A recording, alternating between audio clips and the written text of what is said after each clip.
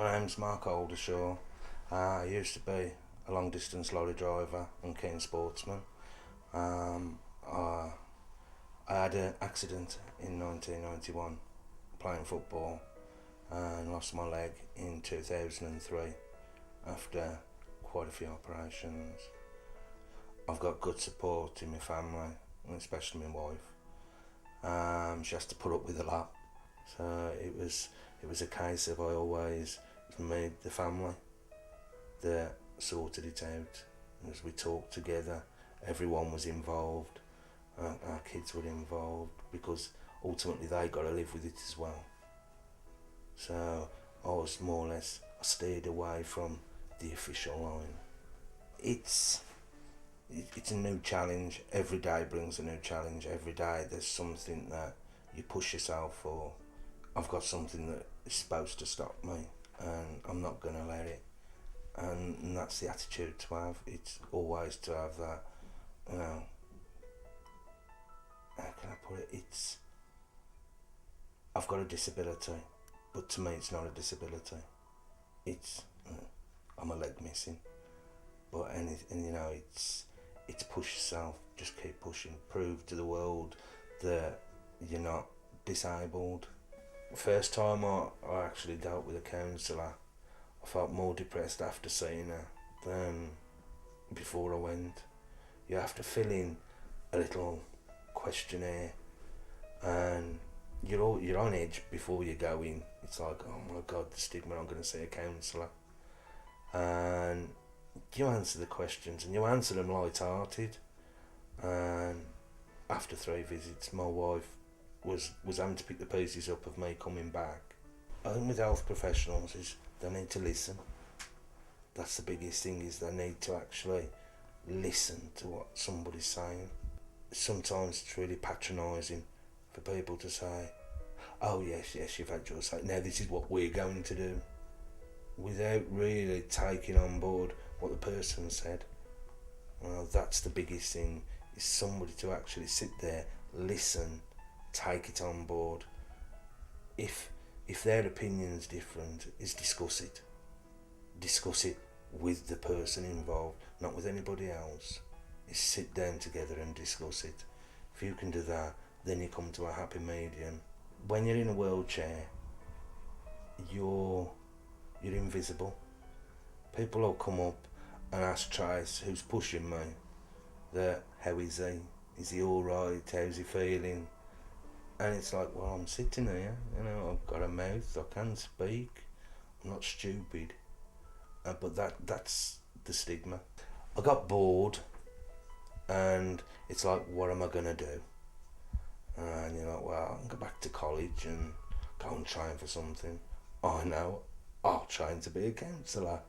Luckily enough, I actually got on the course, passed, and got my counselling certificates. My sister's a headmistress at a school, and we wrote a programme to take disability into schools, to say, look, you know, we're human, we've got a sense of humour. And it was an eye-opener. A school I went to in Devon, I stood there with an artificial leg on and looked like any other teacher that was standing there. But their faces when they saw that I got metal for a leg was amazing. The questions were amazing. I got into hospital with a pin sticking out my nose, one of the wires had broke. And that's where I met my wife. And we was all chatting and having a laugh, and I asked her out, as they put it, like, you know, and the rest is history. I mean, 14 years we've been together now, married for 13, and between us we've got David, who's 13 now. When it's nice and warm in the summer, like, you know, when we have a summer, I go fishing. I do like my fishing. But yeah, I like my decorating, DIY, do a bit of woodwork.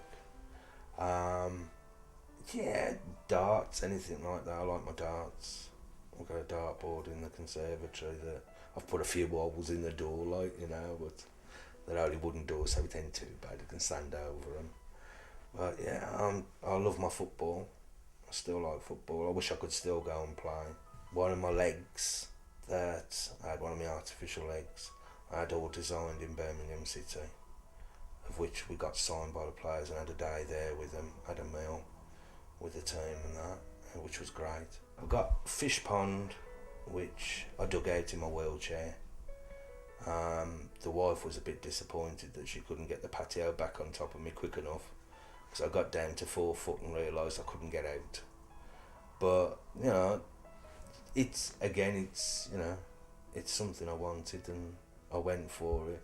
We've got 2 dogs that fit in absolutely fantastic. One's laid back and falls over. So laid back, couldn't give a damn. And that's Casey, that's my son's dog. And we've got Maya, who's a character and a half. She'll smile at you when you come in. She loves to ride the stair lift.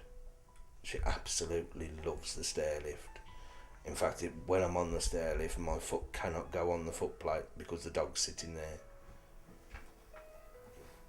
I do love cooking. Me and Trace in the kitchen regularly, or whether we're doing tea or making cakes. Yeah, cooking away. 9 times out of 10, she does get annoyed with me usually if I run over her foot. That's a bit embarrassing, but I'm usually banned then to the washing up. I know when I've done something wrong because I end up washing up, but yeah, I do like my cooking. We share everything between us. We're still a family unit. Although 9 times out of 10 I'm in my wheelchair, I still, I can't. I'm not, like I've always said, I don't sit back and expect everybody to wait on me hand and foot. I'm still a husband. I'm a father. And I've still got responsibilities.